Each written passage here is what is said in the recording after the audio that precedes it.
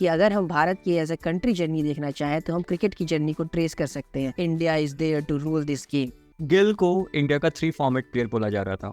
अभी गिल को मुश्किल हो रही है T20 सेटअप में अपनी जगह बनाने में। सचिन ने भी एक बारी कहा था कि अगर इंटरनेशनल प्लेयर्स डोमेस्टिक में आते हैं तो डोमेस्टिक की क्वालिटी बहुत अपलिफ्ट होती है। क्योंकि वो लड़का बहुत दिन से, मतलब मैं उससे 2016 में एक्चुअली मिला था।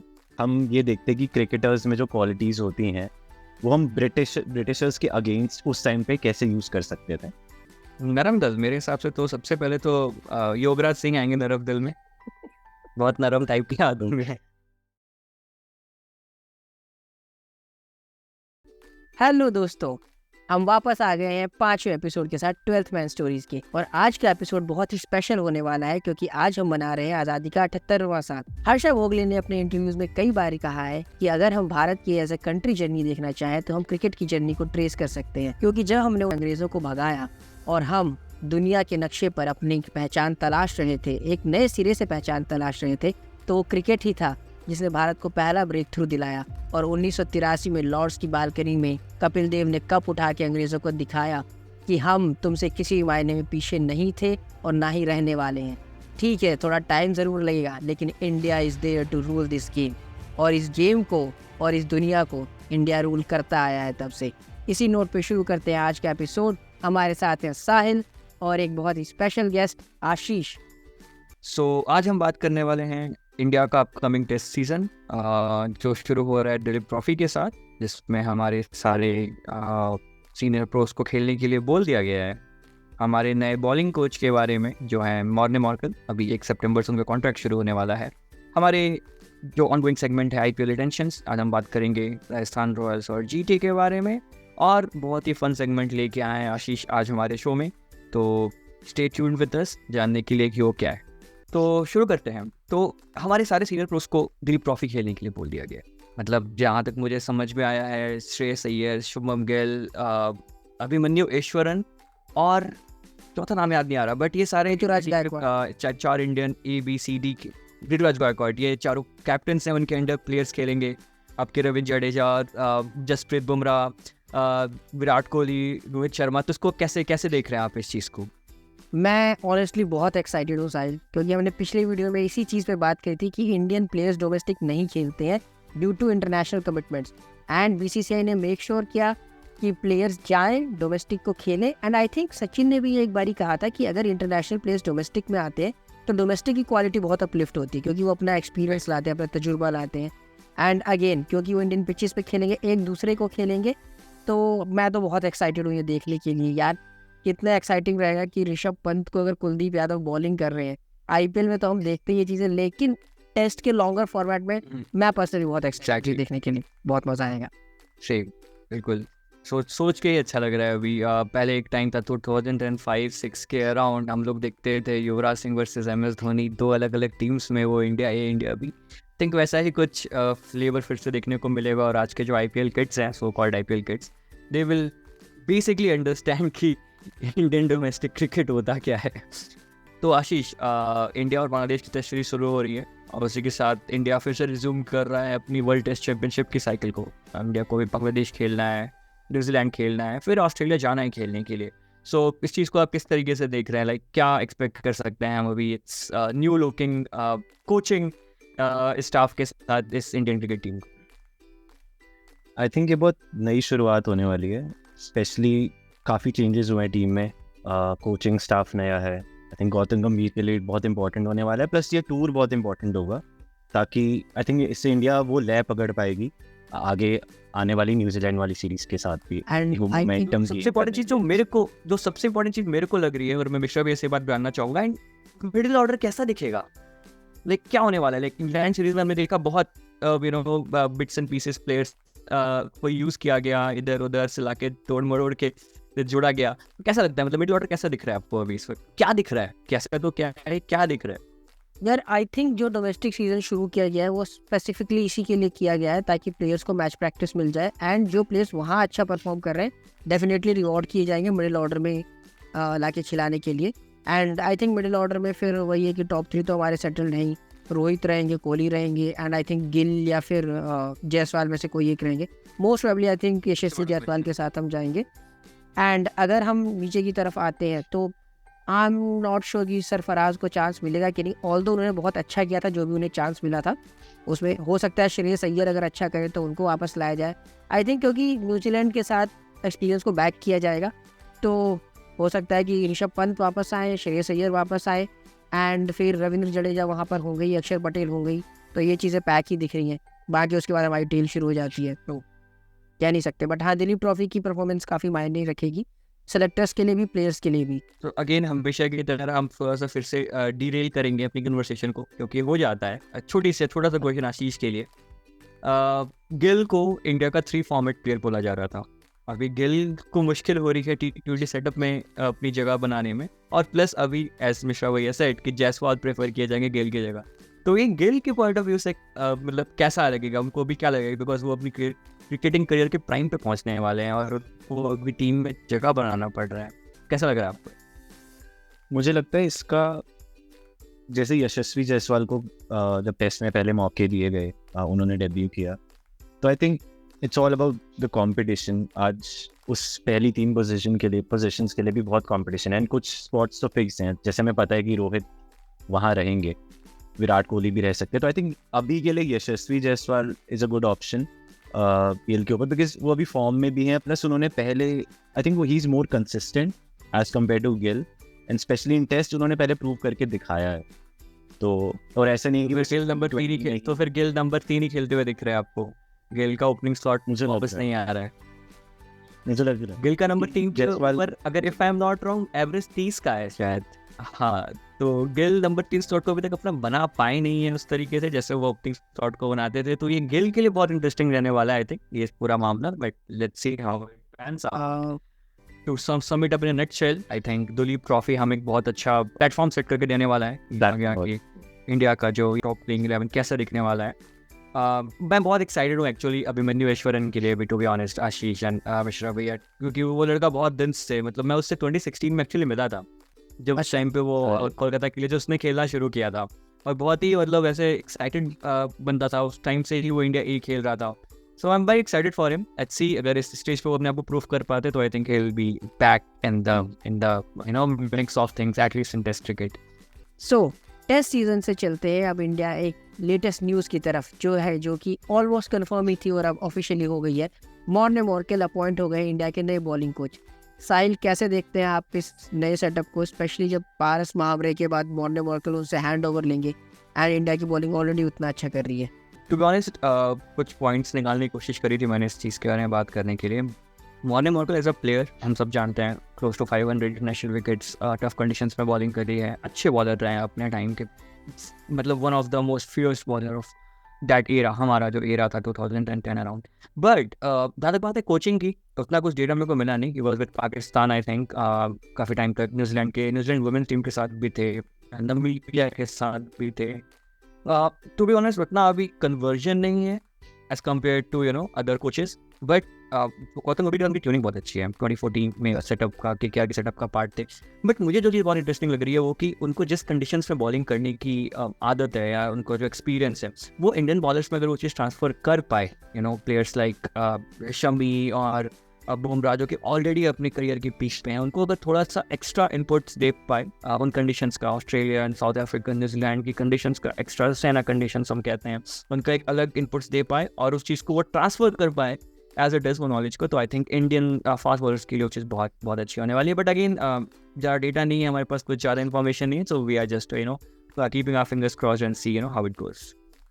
एंड स्पेशली कि जब बीसीसीआई ने एक नई कैटेगरी इंट्रोड्यूस करी कॉन्ट्रैक्ट्स की, फास्ट बॉलिंग कॉन्ट्रैक्ट्स, सो ये बहुत एक्साइटिंग हो सकता है देखने के लिए कि एक इतना एस्टैब्लिश्ड फास्ट बॉलर आ रहा है एंड वो उनको कैसे ग्रूम करते हैं, कैसे आगे लेके जाते हैं। ये बहुत एक्साइटिंग होने वाला रहेगा। सॉरी, इस चीज़ में एक चीज़ और ऐड करना चाहूँगा मैं मिश्रा भैया, अभी जो आपने बोला, तो instead of apart from you know grooming the already groomed bowlers, ये चीज़ प्लेयर्स लाइक हर्षित राणा और जो अपकमिंग फास्ट बॉलर है अवेश खान, खलील अहमद, इन लोगों को भी बहुत यू नो बहुत हेल्प मिलने वाला है ऑलरेडी अ सीजन्ड फास्ट बॉलर से। तो अगर ऑन अ ब्राइटर नोट बहुत अच्छी चीज़ें हैं, but again let's see how it goes. तो like you know it goes without saying कि हमें तो देखना पड़ेगा कि नंबर्स कैसे यू नो टर्न अप हो रहे हैं आफ्टर हिज अपॉइंटमेंट। सो चीज़ें बहुत ब्राइट दिख रही हैं मॉर्ने मॉर्केल के साथ। सो इसी के साथ भी और इसी के साथ हम चलते वो तो हैं हमेशा recurring- इसी के साथ हम चलते हैं अपने रेकरिंग सेक्शन की तरफ, जो है IPL रिटेंशंस। और आज हम बात करने वाले हैं टेबल से 3rd नंबर राजस्थान रॉयल्स और नीचे से 3rd नंबर GT की तरफ। सो आशीष, क्या लगता है आपको, क्या पिक रहेंगे रिटेंशंस के लिए राजस्थान के पास, अगर हम पहले इंडियन पिक्स की बात करें तो? आई थिंक मुझे लगता है रियान पराग, आई थिंक वो बहुत ऑब्वियस है कि वो टीम का पार्ट रहने वाले हैं। सो रियान पराग पिक किया आशीष ने। अगर हम दूसरे पिक की तरफ चले तो साहिल, क्या रहेगा आपका दूसरा पिक? कैप्टन संजू सैमसन, अच्छा रिकॉर्ड, बहुत अच्छा सीजन रहा है, लाइक 2-3 राजस्थान रॉयल्स के लिए, तो संजू सैमसन। एंड अगर नहीं रखेंगे तो justice for Sanju Samson for hashtag trend भी लेने लगता है तो। सो इसी नोट पर मेरा तीसरा पिक रहेंगे ऑब्वियसली यशस्वी जायसवाल। अगेन चहल के साथ थोड़ी सी नाइंसाफी होती दिखती है, highest wicket taker, but I think Jaiswal रहेंगे। बट ये तो हम तब अज्यूम कर रहे हैं ना, लाइक क्योंकि अगर 3 इंडियन पिक मिलेंगे और 2 फॉरेन पिक मिलेंगे, हाँ, अगर ज़्यादा मिलते हैं न्यूजेंडर चहल मे भी हो सकता है, ऑब्वियसली नेक्स्ट इन लाइन चहल ही रहेंगे। ऐसे ही अगर हम फॉरेन पिक की बात करें तो आशीष?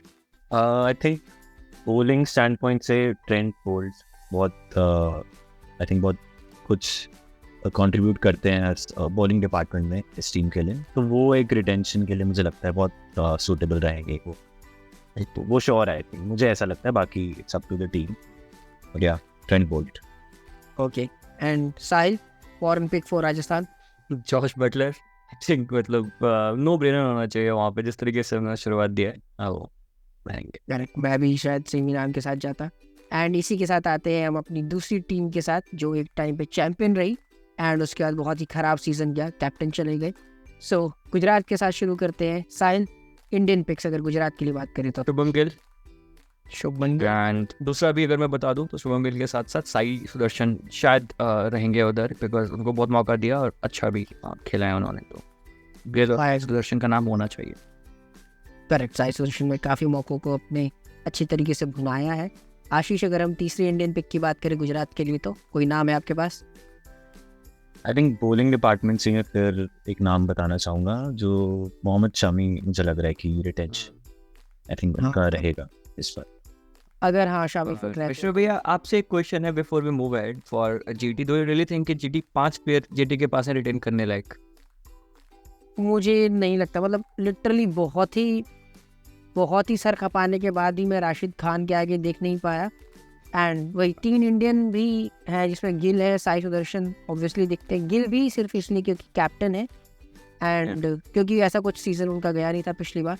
फिर शामी की भी फिटनेस काफ़ी सवाल बने रहते हैं उसके अराउंड। एंड फॉरेन पिक में वही बस एक राशिद खान दिखते हैं जो बहुत ही प्रोमिनेंट नाम है। नूर फिर So I think quality GT I think GT को जरूर सपोर्ट कर रहे हो कि निश वाडिया को इस डिस्कशन में सही। या फिर हो सकता है अगर गिल को रिप्लेस करना चाहें just because he is a captain, जरूरी नहीं वो रिटेन है, तो आई थिंक राशिद खान भी कैप्टन के दावेदार हो सकते हैं।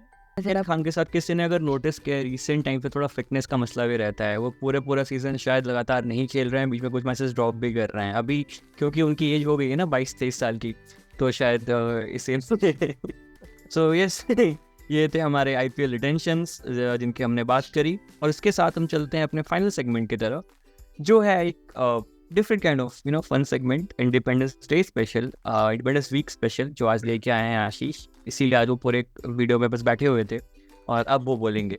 सो आगे चलते आशीष की तरफ। आशीष ओवर तो यो आज यही था कि अगर हम ये देखते कि क्रिकेटर्स में जो क्वालिटीज़ होती हैं वो हम ब्रिटिशर्स के अगेंस्ट उस टाइम पे कैसे यूज़ कर सकते थे। अब इसमें यही है कि 2 दल हैं, गरम और नरम। तो पहला इज डिप्लोमेसी, तो उसमें आप कोई 2 प्लेयर्स के नाम देना चाहें जो वो क्वालिटीज़ ला पाते ब्रिटिशर्स के अगेंस्ट और हम इस्तेमाल कर पाते उन्हें। नरम दल मेरे हिसाब से तो सबसे पहले तो योगराज सिंह आएंगे नरम दल में।